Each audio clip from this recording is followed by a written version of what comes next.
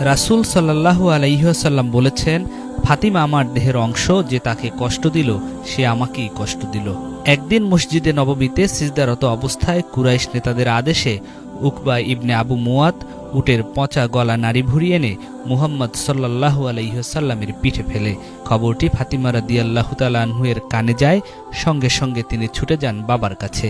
দারুণ মমতায় নিজ হাতে বাবার পিঠ থেকে ময়লা সরিয়ে পরিষ্কার করে দেন।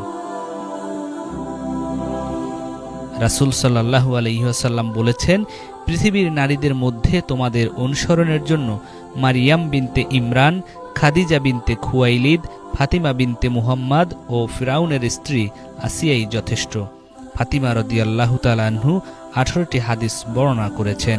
রাসূল সাল্লাল্লাহু আলাইহি ওয়াসাল্লামের কাছে যখন ওহী নাজিল শুরু হয়, ফাতিমা রাদিয়াল্লাহু তাআলা আনহু এর বয়স তখন 5 বছর। তিনি পবিত্র ঘরে ইসলামী পরিবেশে বড় হয়েছিলেন।